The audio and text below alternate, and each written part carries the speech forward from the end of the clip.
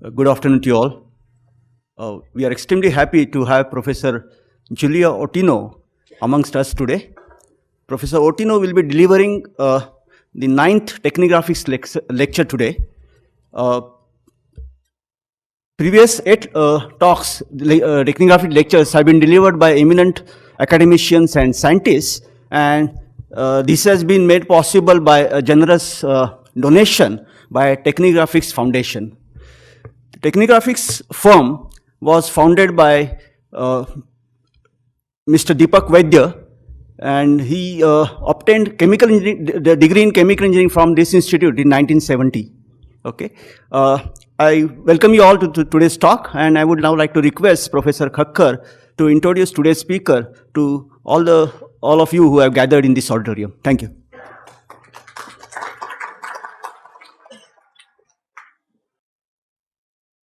Good afternoon. Well, I'd like to start by saying that, I've had the privilege to introduce many distinguished people over the last few years. Last week, our convocation speaker was the Prime Minister of India, and I did a brief introduction of him. And then in this particular auditorium, I introduced many people like Montek Singh Ahluwalia, some of you may have heard, Deputy Chairman of the Planning Commission, Mr. Kapil Sibal, Minister for Human Resource Development. He came and gave a talk here, inaugurated this. And of course, the first person who spoke in this auditorium was Mr. Dmitry Medvedev, President of Russia. But today is a really rare and special honor for me to introduce Professor Julio Ottino, who is a distinguished chemical engineer, a teacher, and an academic administrator, because of the personal connection that I have with him. Professor Ottino was my PhD advisor, and 10 years after I finished my PhD, I reconnected with him, and then we worked together on some research collaboration for more than 10 years, which resulted in many nice papers and so forth. So it's really very special, and it's probably a very rare occasion that one gets to introduce one's own advisor for such a lecture. Professor Ottino was born in Argentina, and he completed his diploma in chemical engineering from the National University of La Plata in 1974. He's a talented artist, and he could have made art his career, but he chose engineering as a profession, but he has continued with art as a hobby. His home and his office are adorned by his paintings, and today's lecture also connects quite well with his deep interest in art. He completed his PhD from the University of Minnesota, which has one of the top chemical engineering departments, in 1979, and then joined as a faculty member in the chemical engineering department at the University of Massachusetts immediately after he finished his PhD. So he joined in 1979. He continued there till 1991, when he moved to Northwestern University as the Walter P. Murphy Professor of Chemical Engineering. And then in 2001, he was appointed the distinguished Robert R. McCormick Institute Professor. He continues to hold both titles. He served as the chair of Chemical Engineering Department from 1992 to 2000 and the Dean of the School of Engineering from 2005 to now. Professor Ottino's research areas are complex systems, granular dynamics, mixing and segregation, and fluid mechanics of mixing. He has made many important contributions in these areas, and so let me just highlight a few of them because I know some of them. So his PhD research really was singular. I believe he was studying the mathematical framework of continuum mechanics with Professor Fosdick, and then using this foundation, he developed the first mathematical framework for the analysis of fluid mixing. If you read these papers, what I realized is that he went much beyond what both his PhD guides were doing. And really, I think that is really one of the key papers for those of us who work in fluid mixing. During his years at the University of Massachusetts, he took this one step further, and he cast the mixing process within the framework of mathematics, of nonlinear dynamics and chaos. This work was consolidated in the now classic book, The Kinematics of Mixing, Stretching, Chaos and Transport, published by Cambridge University Press in 1989, and which has been reprinted in 1997 and 2004. The book has been cited more than 1,000 times. If you look at the book, you'll realize that he's a very good artist, because the book has lots of his hand-drawn illustrations. At Northwestern, he continued this work, and also started new lines of work in granular dynamics and in complex systems. He has made seminal contributions in these areas as well. Professor Ottino has published more than 170 research papers, most of which are very well cited. Many of the works have appeared on cover of journals like Science, Nature, Proceedings of the National Academy of Sciences, and so forth, both because of their importance and because of their visual appeal. My path intersected with Professor Ottino's in 1981 when I joined UMass as a postgraduate student. Soon after joining, I decided that I would like to work with Professor Ottino for my PhD, and really just for one reason, because he was the best teacher that I had ever come across. The point I want to make is that besides being a highly accomplished researcher, he's also an outstanding teacher. To this day, he remains my favorite teacher, and I enjoy listening to his talks, which of course always give me new insights. Professor Ottino has made many important contributions as an academic administrator, both as chair of chemical engineering and as dean of engineering. One major change that he has made at Northwestern is to transform the engineering curriculum to make it more of a whole brain activity, so that the new curriculum includes greater aspects of design, perspective thinking, and some elements of art as well. Professor Ottino has served on many important committees and boards, which include the International Advisory Board of University of California, Santa Barbara, the National Research Council Benchmarking Committee for US Chemical Engineering, the International Review of Engineering in the UK of EPSRC and the Royal Academy of Engineering. He was chair of the NAE Peer Review Committee for Chemical Engineering and a member of the NAE Committee on Membership. He was a founding editor, and I think this is a really very nice contribution that he made. He was a founding editor of the Perspectives section of the AICHE Journal and associate editor of the journal from 94 to 2006. This Perspectives section has become very important in the journal now. He has been a technical advisor to Unilever for several years. He had been actually, and during that time he visited India several times. Professor Ottino has been recognized by numerous awards. I was a student and I remember the excitement in the department when he got the Presidential Young Investigator Award in 1984. He has since received many others, including the Alan P. Colburn Award and the William Walker Award of the AICHE, the Fluid Dynamics Prize of the American Physical Society, the Guggenheim Fellowship, and so on. He has delivered many important lectures, including the Danckwerts Memorial Lecture in London, which is published in the Chemical Engineering Science Journal, as well as the Lacey Lectures at Caltech. He has been selected as one of the 100 engineers of the modern era by AICHE. He's a fellow of the American Physical Society, a fellow of the American Association for the Advancement of Science, and has been elected to the National Academy of Engineering of the US. And he was elected in 1997. Professor Ottino's career has been characterized by a high level of creativity and a broad vision, and his work has made an impact in fields far beyond chemical engineering.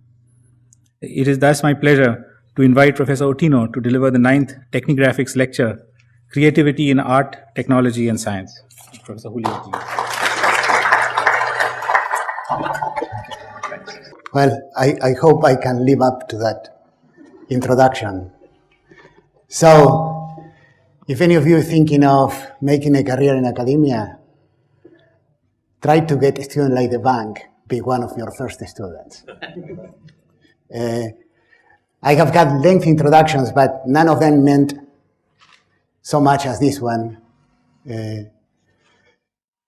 because in many cases the introduction is kind of actually removed from what one has done, but with the bank, given our close relationship. I'm very, very grateful for those words. Extremely grateful. So I'm very, very pleased to be here. I should have been here many, many years ago, but I'm glad that I'm here, and I'm glad for being given this lecture and the support of Technigraphics. So I put some ideas together in here. I haven't, it's a mix of things that I have done, but the mix is unique. So I have never done this. So I will be interested in getting a copy of the lecture when it's recorded. There are several messages in here. So let me start by kind of telling you what is that I'm going to tell you. Okay, so what I'm going to tell you is basically three things. One part, which is semi-historical, some of you may have heard about these things, is when art and science were one, before the word science existed. I'm going to get into some little kind of history about Galileo because he's a pivotal person. He's the best example of art in the service of science that I know of, but everything changed after Galileo. And then I'm going to tell you a little bit about art, technology, science. How do they grow? Because if you're in the science side, we tend to romanticize art. We associate creativity with art, and I'm going to try to dispel that myth. And then at the end, I will give you some lessons. And the lessons are, if you want to think in this in terms of innovation, there are lessons on that side, okay? So the first thing that I'm going to do is kind of start with an apology.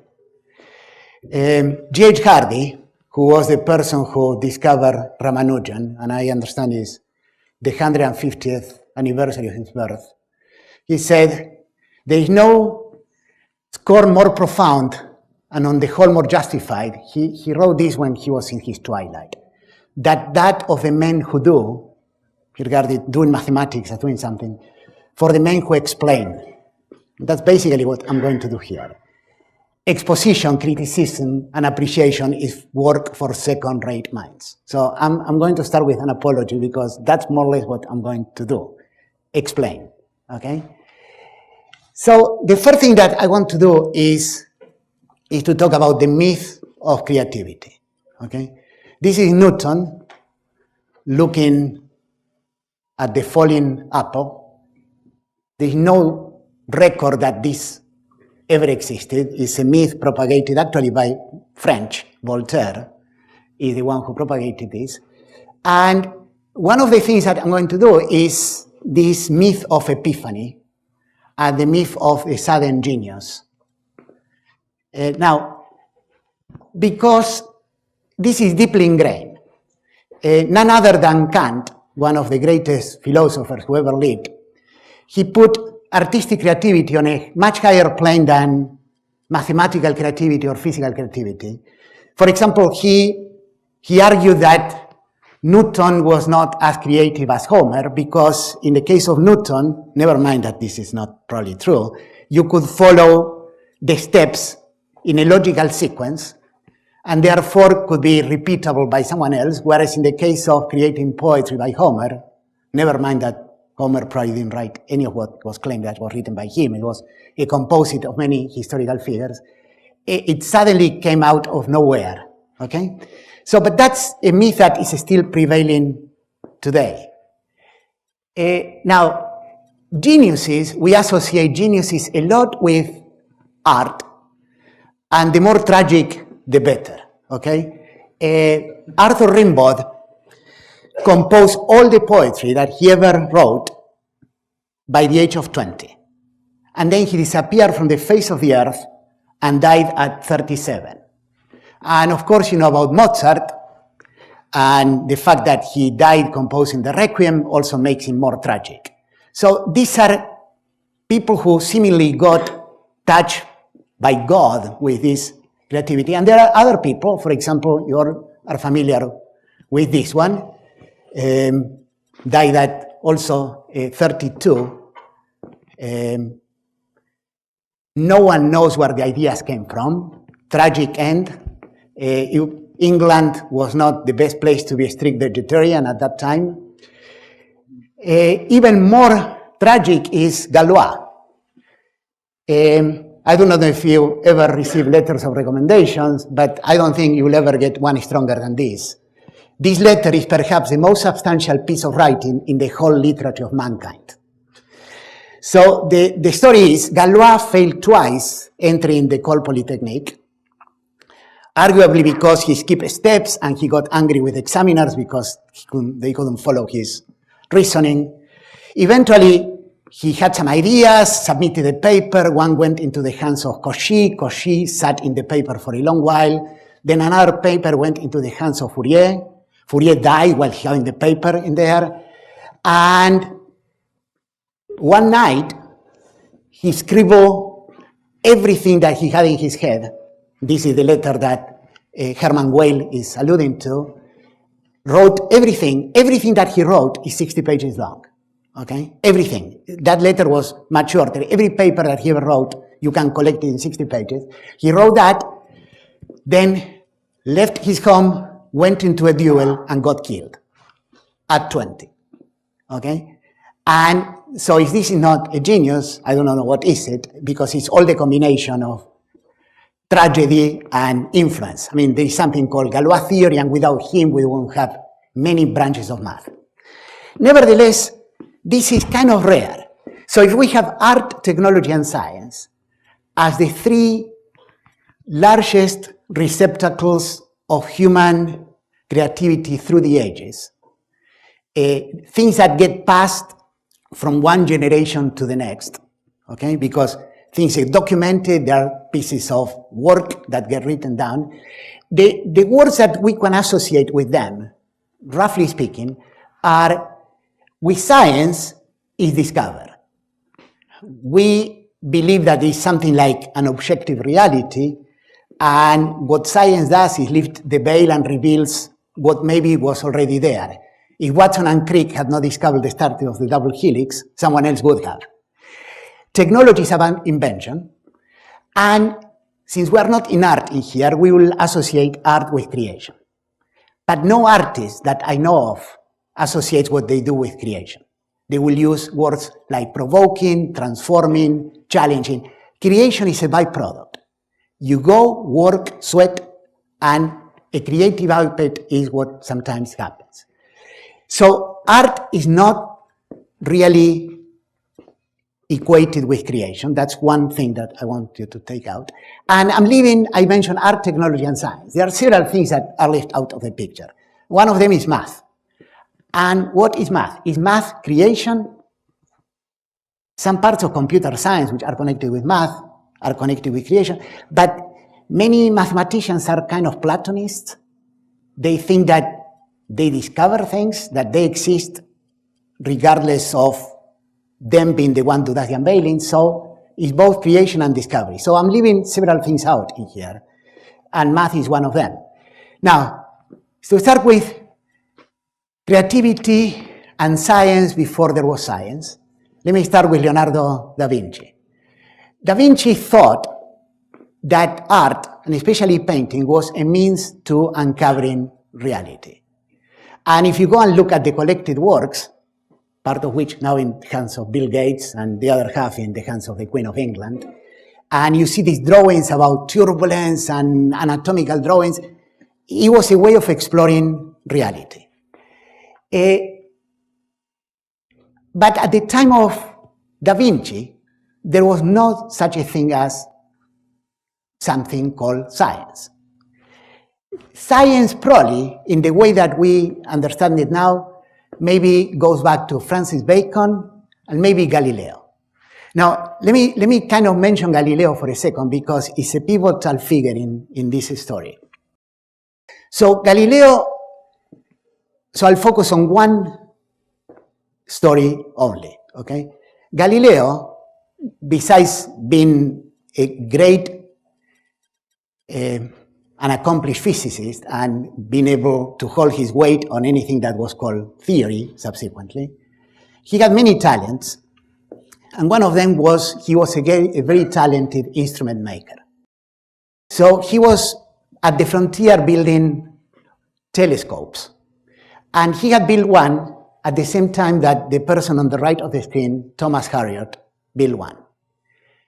Now, they both look at many things. For example, he was able to discover that the Milky Way actually was connected many stars. He was able to see the moon's Jupiter. But one of the first things that he did was to observe the moon. Now, Galileo, I said, had many talents. He, for example, applied to the position of mathematician to l'Accademia del Disegno. L'Accademia del Disegno was a very important creation in Florence because it brought people who are going to be painters and architects and engineers and anybody into a common framework, and they were all trained in exercises in perspective. So all of those drawings and the shadows that they projected were part of what they have to absorb. There were things like theorems behind, and in there I think I mentioned one like something that is exercises and demonstrations and this and that. So everybody who was in Florence and was in this line of work was trained in this. Galileo knew about this stuff. He applied for the position of mathematician in l'Accademia del Disegno and was rejected. Eventually, he got accepted in the Accademia del Disegno because of his strength as a painter. Okay? But this was the atmosphere that he was living in. On the other hand, Harriot in England had nothing comparable. There was no art of note in London where he was at the time, while Galileo was absorbing this. So when it went to record what they had seen about the moon, Galileo did the drawings on the right. They were watercolors. He recorded the observations. Harriot, the drawing on the left. But they both saw the same image, but Galileo immediately recognized that what he was seeing were shadows of craters. He was able to calculate the depth of the craters and the height of basically mountains in the moon. This was a very significant thing because up to that moment, the moon was regarded as a perfect sphere. Now, you look at the moon with your naked eye and you see that it has shadows, but these people had all sorts of explanations of why the shadows were. They thought that it was a perfect mirror and the shadows were reflections of the Earth, or they were internal structures of the moon. So dispelling this went, everybody knows about the problems that he had with the church, but this was another problem, not so big, but the moon was pure, so pure that the Virgin was depicted on top of the moon, okay? So Galileo, this example was an example of science that was driven by art. But Galileo, of course, was the beginning of the scientific method, okay? More than anybody, Newton benefited from Galileo. All the foundations were built on his shoulders. And science changed after Galileo. It became, the power of mathematics transformed science to the point that science became very abstract, and people were not happy just putting in front, I'm going to touch this again, happy putting in front, maybe it was in the background, things that were regarded as kind of metaphorical or why the insight came. It was all a perfect edifice. To the point that Laplace, for example, when he wrote Celestial Mechanics, and a book was given as a present to Napoleon, he commented to Laplace, "Sir, I do not see the mention of God in here." And Laplace's response was, "Sir, I do not have a need for that hypothesis." And Lagrange, for example, prided himself from having written a book that contained absolutely no pictures whatsoever, okay? You will find no picture in my book. It was all math-based. However, there were people, the picture, no picture thing was not clear. For example, On the non-picture side, you have Lagrange, but on the picture side, you have someone like Hilbert. So Hadamard, who was a famous French mathematician, said that you will find a diagram in every other page in Hilbert, and the picture on who was on each side, take your pick. Heisenberg was no pictures, probably Meyer-Heisenberg, but if you are Meyer-Feynman, he was on the picture side. So you decide what column you want to be in. So a word about the origins of this art science. So art, you can say, is art as old as humanity itself. Technology was not called technology, but once you make something and made many repeated copies of something, you are doing technology. Clearly, when you are building aqueducts or the dome in the Pantheon of Rome, you are clearly doing technology. By the way, it's noteworthy that we have no idea of the name associated with the creation of things like this. For example, we do not know, we know who commissioned things, what were the emperors, but we do not know who was the main architect behind, for example, the Great Wall of China or the dome in Rome of the Pantheon. Creativity was not associated with individuals up to the Renaissance. And science is kind of a baby. It's 500 years old if you associate it with Galileo, maybe 350 if you associate it with the birth of the Royal Academy. In fact, the word science, this is one of these rare instances in which we know exactly when the word was coined. And it was 1834, and it was invented by the British in that very meeting, okay? First clear record, everybody agrees with this. But if you actually go on Google, and it's possible to find out the usage of every word in the 15 or 18% of books scanned by Google, you discover that art has existed for a long, long time. Science, before 1770, barely existed, and technology is remarkably young. We know, for example, who was the first president in the US to use the word technology once. The one who used it twice in an inaugural speech was Ronald Reagan. That's how recent it is, okay? So the way that these things evolve, the methodology, science is the most organized of them all. In fact, the biggest discovery of science is science itself. There are revolutions in science, but science has this steady growth. There are not that many dead branches in science. You go, add knowledge. Sometimes the best thing that could happen to anybody in this institute is that you find out that someone really well-known screwed up on something, and you write a paper and disprove it. That makes you famous. But there are very few instances like that. It's mostly steady accumulation, and the revolutions are few. Quantum mechanics being one, maybe the origins of cell and molecular biology is another one, very few. You stand on the shoulders of giants in science. You build on previous knowledge. In technology, the only reason to stand on the shoulders of someone else is to crush them.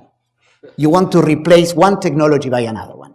You don't wait until the technology is exhausted. You just build constantly, and you try to replace a paradigm before the paradigm gets actually exhausted. Art is the most kind of chaotic of them all. You wouldn't have any competitive advantage by painting like Monet now, or Renoir or Van Gogh. It has been done. You have to do something else. So it's a constant reinvention, especially as you approach the 21st century. In fact, these paintings, they were all done in between, I would say, 1890, 1950. If I were displaying them on a table and asking them, put them in order, there is no way on earth that you can do it, and unless you really have taken several courses in the history of art. In fact, they are all sort of the same period, and these two, in fact, were produced by the same person. They look completely different, but it's by Gerald Richter, who is probably the most, certainly the artist that has sold things for the highest price in the world now, still alive. So how do ideas grow in these domains? The ideas grow in this domain, and this diagram tries to explain this. In every domain, there is something called the domain, and the domain is what would exist even if the people who were responsible for the creation of these things wouldn't exist.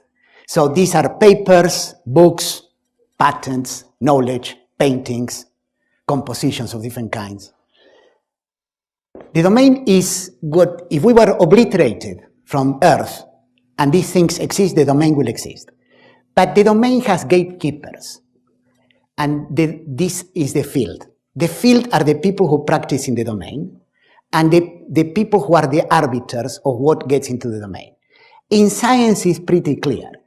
In order for something to be adopted and be part of the domain, it has to be published, someone has to review it, accept it. Just because it's accepted doesn't mean that it's forever. But let's face it, most of the things that get published are not earth-shattering, okay? Eventually, the domain makes a conscious decision that this should belong as part of this. In art, the same thing. There are people who decide what is worth of inclusion in museums, but there is more revisionism in art than in technology. And in technology, it's the most democratic. Everybody decides what gets adopted. So something is creative if the field collectively decides that it's creative, okay? Now, as I said before, before the Renaissance, creativity was thought to reside in muses and was supposed to touch human beings at the distance, and that was the source of inspiration and creativity. But that's why we do not know the names of people who created some things that we regard as quite significant. In the Renaissance, the pendulum shifted the other way.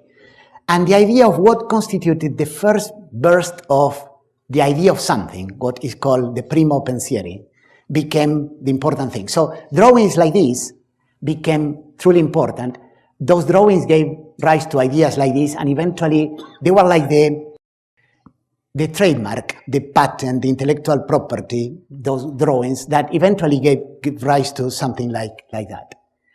So now, paradoxically, even though we mention art, science, technology, invention, creation, and discovery, and we mention the word creation with art, at least in the popular mind, if you want to know how something was created or how something evolved, the art is probably the most documentable of them all. Because whereas not every draft of a paper that we write survives, especially now, every drawing, a sketch of a famous artist survives.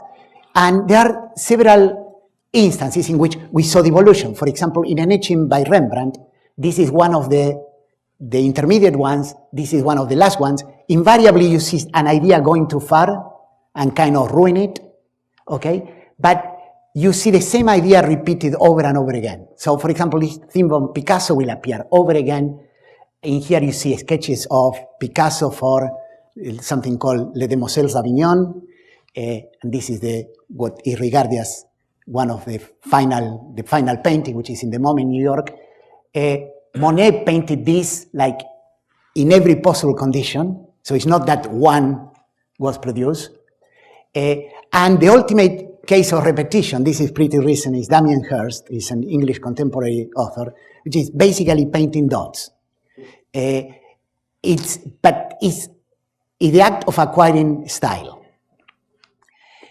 In here you see exercises from Matisse before producing what may be the iconic final picture, which is in Russia at the Hermitage.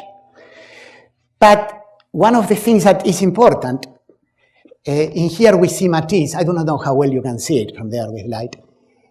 When someone like Matisse went and painted, he didn't go on to the studio thinking, well, today I'm going to paint a masterpiece.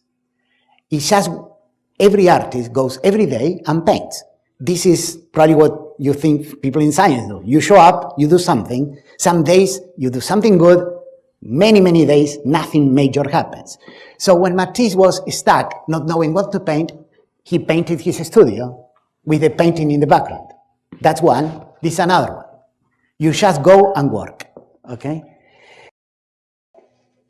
But how do new ideas occur? One concept that I like, which is due to Stuart Kauffman, who is a theoretical biologist, is the concept of the adjacent possible. At any given point, in any domain, there is a frontier. Is the frontier, you get to see it by visiting places like this. There are people who are at the edge. They cannot see kind of going an epsilon away, but sometimes you can connect two ideas and you move in there. So if you are at the adjacent possible, it may be possible for you to break through the boundary, to produce a breakthrough. Sometimes if the breakthrough is important enough, it has to be a break with, because in order for the new idea to burst through the boundaries, you have to really break with ideas that they were very dear to you in the past. Every new idea that is of note requires you breaking with an idea of the past. This is some connection with the innovation picture here. So there are examples of people who are really always at this adjacent possible. One documented case is Kelvin. Kelvin had lots of ideas. Several of his ideas were ideas that were done in conjunction independently with other people. So these other people were different groups. So for example, one group was people like Stokes, Green, Helmholtz, Cavendish, Poincaré, really class A people in science. The other one were probably kind of a notch below, Lamé, Pfaff. Now, the fact that Kelvin had ideas that these people had at the same time does not diminish Kelvin's greatness. But what indicates is that even to sort of produce the same ideas that Kelvin produced, a subset actually of the ideas that Kelvin produced, you needed this big entourage of first-rate people. But he was always at this adjacent possible. Now, this gives rise to what is called simultaneous discoveries. In fact, Stephen Stigler, who was in the University of Chicago, said something is called Stigler's law, that said no scientific discovery is named after the original discoverer, including Stigler's law, because this fellow Robert Merton said it before, okay? So sometimes it's the first person who connects with the right crowd, the one who puts in the most elegant form, but this idea that there are several people at this adjacent possible coming with similar ideas at the same time is very, very, very common in science, especially now. Sometimes it helps to be at the right place at the right time. This is one of the most illustrious photographs ever taken. But all of these people, I mean, look at the names. Schrödinger, Pauli, Heisenberg, Debye, Knudsen, Bragg, Dirac, Compton, de Broglie, Born, Niels Bohr, Langmuir, Planck, Madame Curie, Lorentz, Einstein, Langevin. They are not all of them, okay? But they all became famous because the field was bursting with new ideas and they all could pluck different things from that same receptacle of open problems. They were all at the boundary of this adjacent possible at the same time. So we mentioned how ideas come into being. And one of the biggest deceptions in science, and the biggest problem that people have, students, in fact, you read these papers, and especially if it's a great paper, it looks perfect. And you have no idea, you have the faintest idea on how the idea came into being. So some people have commented on this. Two of the ones that I like the most are Helmholtz, which describe that when you reach the top and you have to give a talk like this and say, how is that you did that great thing, you describe a royal path, kind of heroic, okay? But you don't describe the shaky ladder that took you there, all the tentative steps. Ludwig Wittgenstein, one of the most famous philosophers, who, by the way, had a degree in engineering, he put it more aptly and he called it kicking the ladder. Or the one that I like the most of the quotes is, the secret to creativity is knowing how to hide your sources. So, a little bit about reading the future. I'm going to go quickly through here. So if you are in this adjacent possible, depending on the time, there are times that are really ripe for benefits if you are the right person at the right time. So for example, and how do you know this? The answer is you never know. In my view, life is like driving an impenetrable fog. In front of you, all of us can see only 5 feet ahead. But in the rear view mirror, everything is perfectly clear. Okay? So, but becoming good at this business of reading the future is becoming more and more and more important. So every 2 years, IBM, for example, does a report where they interview thousands of CEOs. So this is the N-1 report. The last report was released probably a couple of months ago. And they asked the question, what's the most important issue facing today? What's the most transforming thing? In the last one, by the way, more than anything else, the answer was technology. More than economics, technology.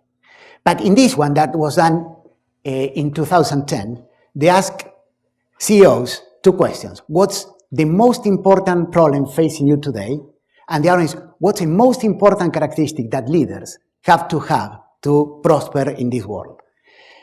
The number 1 issue was complexity, and the number 1 characteristic to defy complexity was creativity. I believe that creativity can be, if not learned, if you have the desire, you can at least not hinder it, in you or others.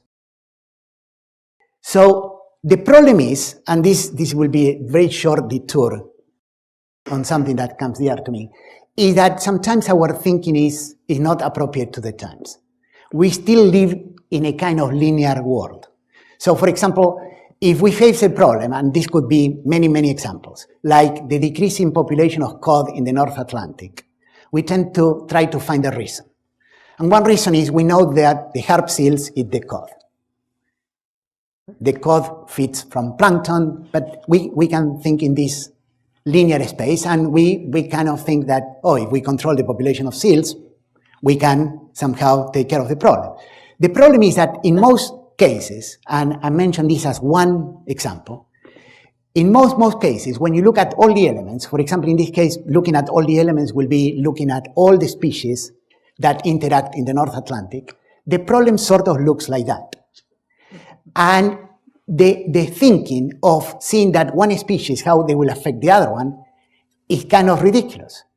But this is the way that we have to deal with problems that require adaptation. For example, propagation of epidemics, which is depicted on the left in there. The problem is that most of the education, still in engineering, is we train people to deal with complicated systems rather than complex systems. Complicated systems are systems in which we have the power of deciding what function every part of the system will do. And when you put them together, they operate in some kind of fashion, like every little piece in a 747 has to make the plane fly as prescribed. But it's not that if the plane loses something, there will be a growth, automatic growth to replace that, like in an ecology. We have dealt mostly with complicated problems rather than complex problems. So, but in moments where there are technologies coming together, there are opportunities. So let me mention 1 or 2 examples of these conferences. And in here, I like to make this, bring this quote. I think there is actually very little distinction between an artist and a scientist or engineer of the highest caliber. This was done in an interview that Jobs had in 1995. So let me mention a couple of examples. We all know about Samuel Morse because of the telegraph. Now, this is something now in the domain of electrical engineering. When Morse was growing up and going to Yale, there was exactly 1 course in electricity in Yale. He took that course. But Morse's profession was as a painter. He was a very accomplished painter. He was elected to the Royal Academy of Arts, for example. But something tragic happened to him. His wife died when she was living in New Haven, and he was doing a painting in Washington. And he had the idea that there has to be a way of transmitting news faster than a guy coming with a horse and delivering a letter to me. And he started uncovering this, and the time was ripe for something like the telegraph take place. The same way with Daguerre. Daguerre was a set painter, but eventually he was the fellow who discovered part of the chemistry to produce pictures.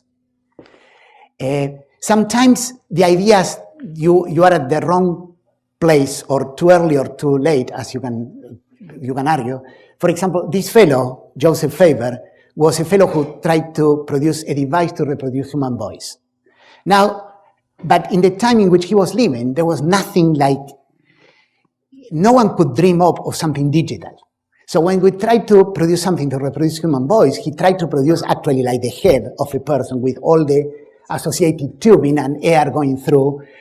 Apparently, the idea was important enough that got that little mention in the Times of London, but the guy committed suicide.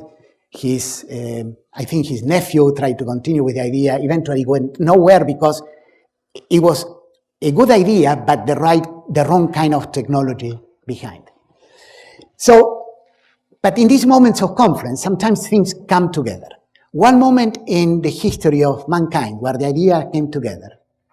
I mentioned science didn't exist as science. It was called natural philosophy before 1770, something like that. But this society, for example, called the Lunar Society in Birmingham, it was called the Lunar Society because they met during the full moon. Because it was easy to walk home. Electricity was barely there, so they could find a way of walking home.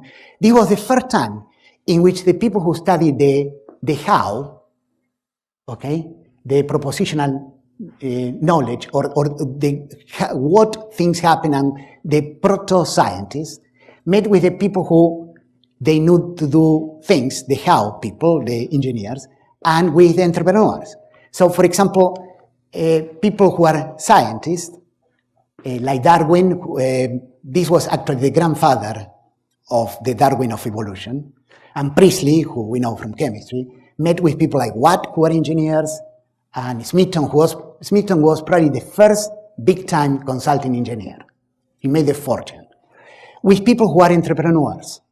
If any of you collect porcelain or things like that, you will know the name Bolton and Wedgwood. So these were the people who study things with the people who knew how to apply the science, with the people who actually could make stuff. This resulted in an explosion of things, okay? And when you study the collision of things that make an idea flourish, it's usually more than two things. Two things is kind of easy to combine. Three is much harder. So I'm going to go very, very quickly. So I mentioned Morse. So for Morse to come with the idea, he needed an electromagnet to be there, batteries, and even if those two things were in place, if you couldn't make miles and miles of cable, you got nothing, okay? Daguerre, you needed a chemistry to record images and a chemistry to focus images, and also the idea of a camera obscura, and like that with many, many ideas. From Henry Ford was not the first person coming with the idea of the concept of the assembly line. He was simply the first person who made a successful application of the concept of the assembly line. But in order to produce car after car, there has to be plenty of gasoline, and the engine has to be perfected. If these things were not all in conference, you get nowhere. And like that, you can mention many, many things, including up to the internet, if you want, with Vinton Cerf, who is very much still alive and still working in Google. And you will argue in the same way and dissect the iPhone. You hear many, many times there is no new technology behind the iPhone, but several things had to come together to make this thing probably the most indispensable part of our lives now. So I want to end up with a few lessons that I think are worth learning that come from the right side of the brain, okay?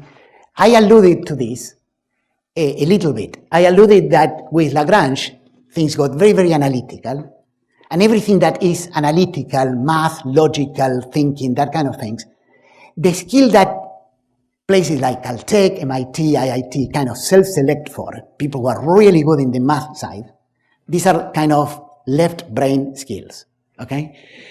As opposed to artistic, metaphorical, divergent, and everything that I'm saying is a metaphor, which I'm going to call right brain skills. But to kind of hone on the idea, let me give you one example.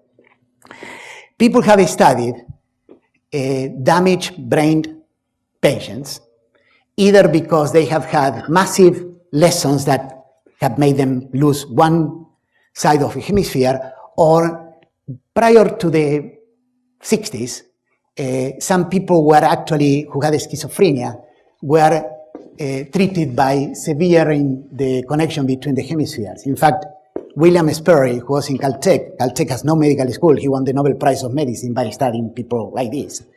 So, one example coming from San Diego. People are given that image, and then they are asked, tell me what you see. So the people who have only the left brain active, they see that. And people who have only the right brain active, they see this. The point that I'm trying to make in here is, in general, you need both. You need the details and you need the big picture. Big picture is good if you have lots of people who can take care of the details, but probably you'll never be the guy at the top of the heap dealing with the big picture unless you have mastered the details. In reality, you need both. If you only see details always, probably you'll never have big impact. So what are the lessons? I show Matisse with paintings like this, and I saw this, and then I saw this. So what's the lesson from here? The lesson is inspiration is overrated. You work. Okay? This is Picasso at 15, Picasso at 22, maybe Picasso at 40, this is probably 27, 40.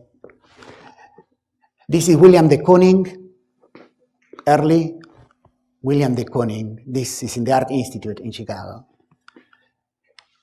This, I want to tie up whatever lesson is in there with this. Leonardo has 7 attributed paintings, but you have to recognize the fellow was busy doing other things, okay? Vermeer, only 36. Rembrandt, 600 plus. Van Gogh, just to give an idea, 900 in the last 2.5 years. Picasso, and he kept this for 70 years, did about a painting every 2.2 days. Okay? Andy Warhol, but his career was shorter, about 1.25 things for every day that he was working. So what are the lessons in here? The first one is start with a solid grounding.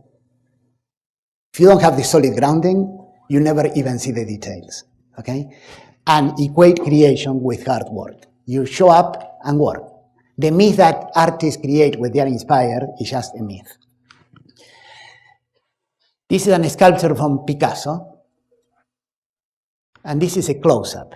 So all the sculpture is done with found parts.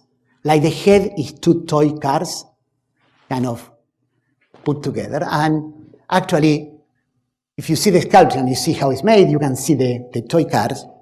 But the lesson in here is this: adapt and adopt. And I love this. Bad artists copy, great artists steal. Okay? The steal part is when one of those 3 technologies that I was talking about becomes part of your idea.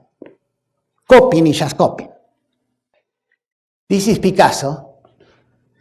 And the story about this painting, which is also in the Art Institute in Chicago, is that he was showing around his studio to one fellow who was a partner in Skidmore, who is the fellow who did the Sears Tower, now called the Willis Tower.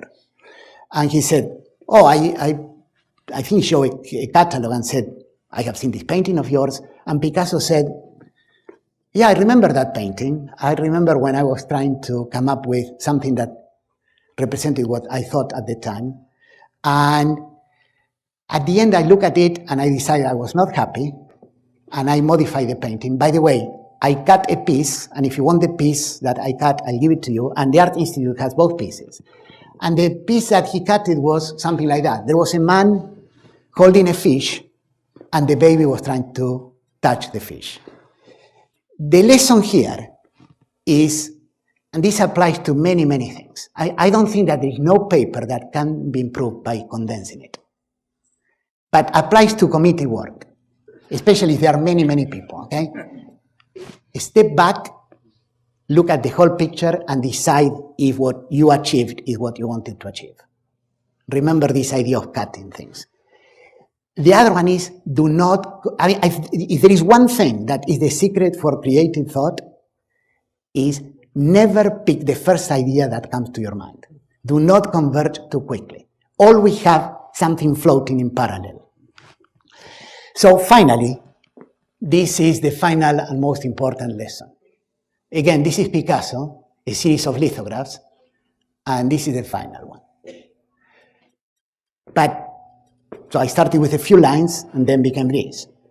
But Picasso actually, if you look at the dates, did it the other way around.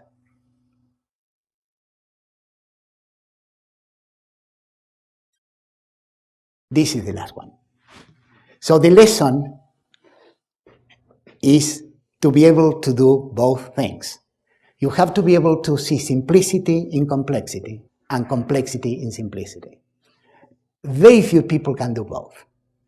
Now, there are lots of examples that one could use, and I could, in retrospective, have used an example of something that maybe the Bang and I work. Instead, I probably try to pick one that is more of a classic. And I picked this one, okay? This is the entire paper by Watson and Crick, okay? 900 words. One figure that I think was done by Crick's wife, okay? The paper has been analyzed to death with regard to the writing. This is the beginning sentence, is double tentative. We wish, tentative, to suggest, again tentative, a possible structure for DNA, okay? This is probably a big understatement, okay? This structure has properties of considerable biological interest. Now, in order to come up with this picture, and they were competing with Linus Pauling, who was hot on their heels in Caltech, okay? They consulted with everybody. If you ever read the teeny little book by Watson, The Double Helix, they were talking with astrophysicists. They tried to get ideas from everywhere. So out of all of those ideas, including pictures from this woman who many believe deserved the Nobel Prize with them, Rosalind Franklin, they converge and produce that picture, okay? In some sense, that's what a theory is. You have lots of disconnected things, and suddenly there is one crisp and clear picture. But that's not the end of the story. The end of the story is that from that picture, there are consequences. And if that sentence was an understatement, this is even more so. It has not escaped our notice that the specific pairing we have postulated immediately suggests a possible coping mechanism. In fact, all biotech is contained into that picture. Okay? So these are the ideas that I wanted to convey to you. And in fact, if you remember, one idea about this talk is the seeing simplicity in complexity. And more importantly, when you have a simple picture, seeing how that picture can ramify. Okay? That's a lot of innovation is actually seeing the second thing. From one picture, seeing all the consequences. So as a summary, I tried to tell you a little bit about when art and science were one, because I think knowing these things is important. Rather than diminishing creativity, I think can inspire people knowing how these conferences were. Then a little bit about the relationship between art, technology, and science. I said very little about technology. And then I tried to put myself in one of these vertices in the triangle, art, and try to give you lessons. And the final lesson I want to kind of leave with you is the one seeing simplicity in complexity and complexity in simplicity. Again, I want to thank for the opportunity of giving this lecture, especially to the bank. And I will be delighted to answer any questions that you may have. Thank you.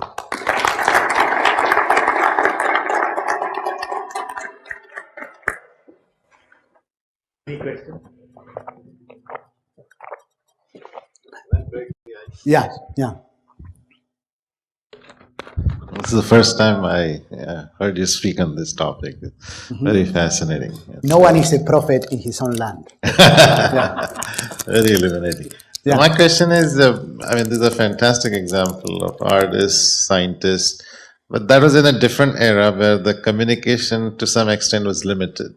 So perhaps Europe was advanced, so there was some communication within Europe or within the artists. How do you contextualize as we are in this information age, and particularly with emerging economies, people in nominally underrepresented parts of the world in the yesteryears are now hungry and eager? Can you see any paradigm change coming up, or it just a evolution? Let me complete the question and ask two questions. These are the two questions that everybody wants the answer to. Sometimes corporations, sometimes all Singapore, okay? One is A, how do we produce creative people?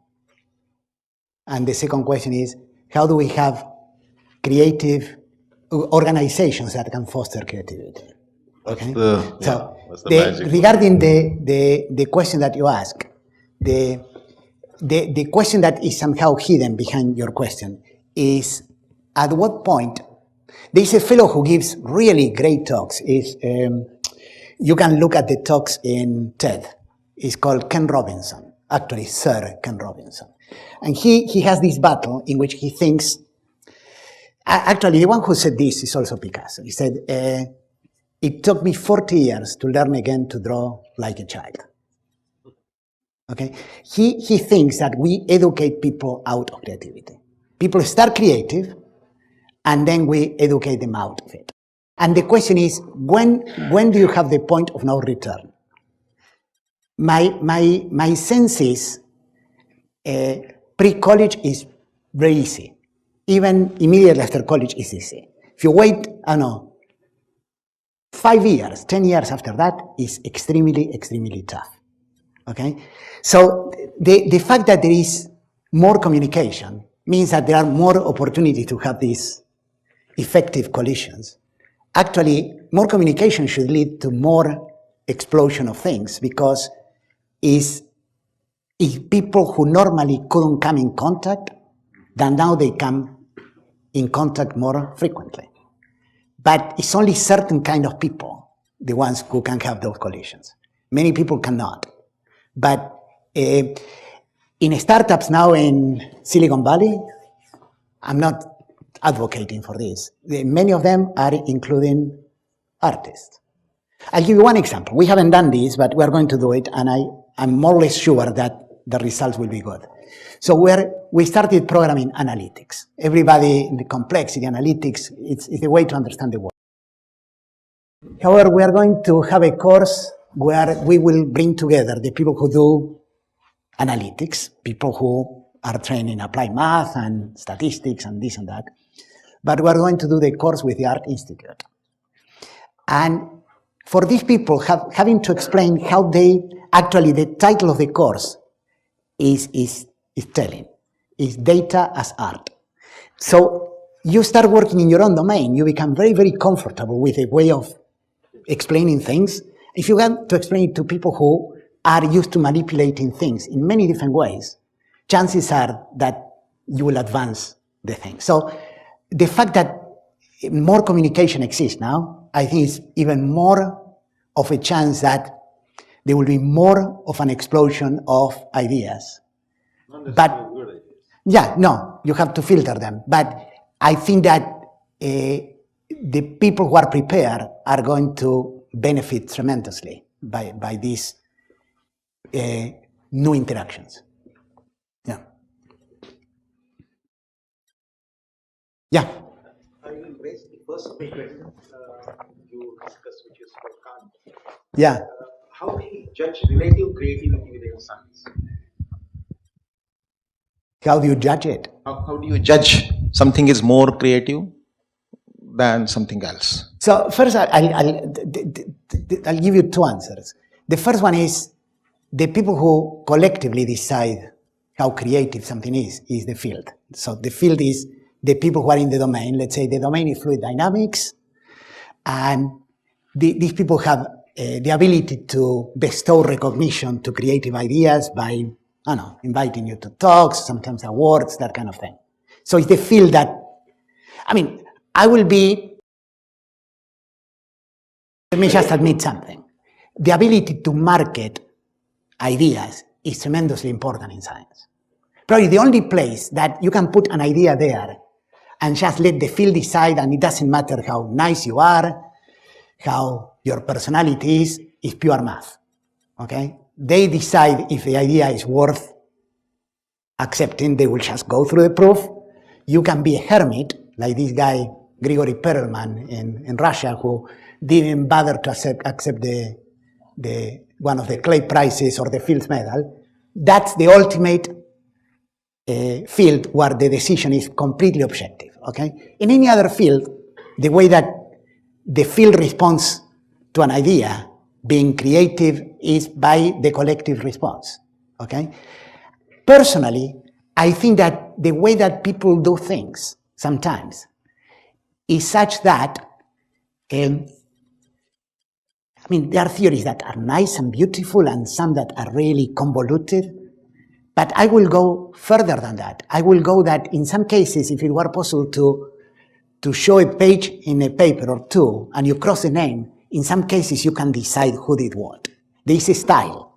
It's not that it's a style free. So in things like arts, it's all a style. I would say in science there is a style.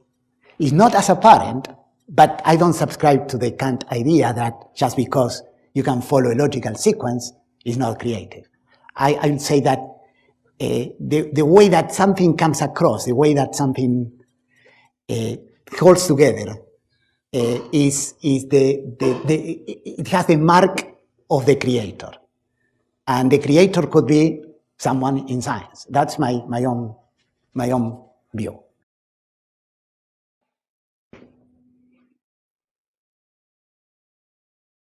Yeah.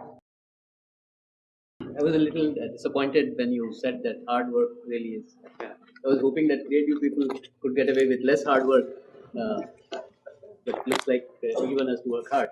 You can pretend that just to make other people feel miserable, but my view is that you have to work really hard. So, I want to have your views on something which has been debated in this auditorium for the last few weeks very vigorously. That is the kind of exam that we conduct for selecting students to the IITs, who, as you're saying, should have creative as well as, other kind of analytical abilities. I mean, what should one do to make sure that we get the right people who have the, highest chance of making a success? I don't have a clear answer to that. I mean, you could follow the Bauhaus example in which you put people, this will be hard to do, but with, 100,000 people, you put them in a room with a lot of junk, and you say, build something out of this, I'll come back in an hour, okay? Or this guy who said, build the tallest structure with 20 sticks. But I think you need both. I mean, there's nothing sadder than someone who believes that is creative without the technical ability to back it up. So I think you have to kind of operate this balance, but with some little tweaking in between. I think you could inspire people, but you have to kind of insert things here and there. And let's face it, not everybody has to be kind of balanced in this way. But my belief is that, especially in engineering, physics, that kind of thing, it's absolutely necessary that you have the technical skills to back it up. Without that, you have no game. Yeah. I just thought of, thinking a little louder on two comments. One is you said that don't, keep your thoughts fluid and don't freeze it. Give some time for the thoughts to flow. Yeah. But the kind of age you are living in today, you're always running against time. I'm looking at, I'm coming from business school. So the business is always looking at how to stay ahead of competition. So do you have that kind of time that you have that, pleasure of, luxury of, the thoughts flowing in and then waiting for something to concretize? That's one. And second is on the last, which you said that seeing simplicity in complexity and complexity in simplicity. I was wondering whether the same human being can have this combination, balancing between I can see complexity in simplicity and I can also see the simplicity in complexity. I can imagine several people who can do that. I wouldn't put myself as an example of doing both, but probably I would argue that you have to. So, for example, in the context of what I did with the bank, there was one very, very simple picture, which was this picture of horseshoes and stretching and folding. That was like the DNA. It was not a given that that was the right picture. I mean, there were so many competing things out there. But then, once you have that, you have to have the sense of how many other things this can lead to. And I think I had the sense, and the bank had the sense. So there are several people who can do that. Regarding the first part, there is another phrase which I often use. In Italian is impara l'arte e mettila da parte, which means learn the craft and then set it aside. Because if you learn the craft and everything that you do is result of that craft, you will never be able to go into new territory. You have to, but the difference of the pressure of doing something, deadlines, this and that, is you have to decide what to optimize. If you want to optimize something here, but the gain will be relatively small, or at some point take the time and get a great picture sometime afterwards. I don't think that in academic careers you can have more than 3 great ideas, okay? But those ideas probably last for, 10, 15 years.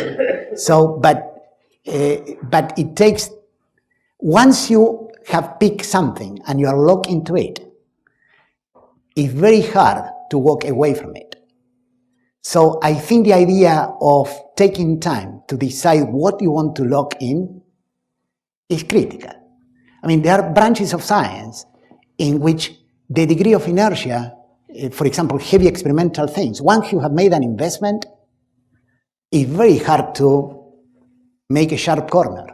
I always try to do things, for example, in my case, and I think the bank is another perfect example where it's almost desktop science, very cheap investments, but you can adapt with the times and you are not locked into anything. You just, it's a luxury. You'll never have a group of 30 people, but you live lighter, you can maneuver more effectively. You're not like an oil tanker, you're more like a kind of a speedboat. So. The same token, can you do 2 at a time? You can have, trains running on time. Oh, I think that's probably a very good idea. And there are many people who will tell you that working on 2 or 3 parallel things. I will summarize this by giving you the 3 essential elements of creative people, okay? I'm completely quoting in here someone who I deeply admire, and is Herb Simon, who was at Carnegie Mellon, won the Nobel Prize of Economics. He could have won it for anything. He was associated with artificial intelligence and this and that. So one was deep knowledge in an area and related areas. He said 10 years. Malcolm Gladwell publicized this as 10,000 hours. This applies from child prodigies to Mozart to Bobby Fischer, deep knowledge. The second thing was ability to hold problems in background thinking for a long, long, long time without acting on. And the third one, which is it's like a litmus test for creativity, is the ability to deal with loosely structured ideas and structure them in the process of time. And this makes many people uncomfortable. They want to see the idea sort of perfect, and while it's messy, they kind of lose patience, or they don't interplay well with other people. They demand, but the benefits in anything goes to the first person who did the first sketch of something. And then what remains in science is the augmentation, the cleaning up, the beautification, throwing more and more technical stuff on top of it until, I mean, when you're at the beginning of something, you get, after 10 years, paper to review, and you have no idea what these people are doing because it's so heavily shrouded in math that it's unrecognizable. But the initial idea was there. So these three elements, deep knowledge, ability to keep ideas for a long time in background, and then the ability to structure things. I completely agree with Herb Simon. Those are like the three basic ingredients of anything that has been deemed creative done by anybody. Now, notwithstanding the examples that I showed at the beginning that do exist of someone like Ramanujan or someone like Galois that seemingly out of nowhere, the ideas kind of sort of flew in their heads, and you have no idea how, okay? Because Ramanujan dying at 32 or Galois 20, that kind of is borderline for these 10 years of experience. Yeah. So thank you again so much for the opportunity, okay? Thank you. I'm sure each one of you would have found this talk to be thought-provoking and fascinating. I would like to request Professor Khatkar to present this memento to Professor Otino. It's another copy of the same. Thank you. Thank you. It was great talk. I really enjoyed it. Thank you. Thank you so much.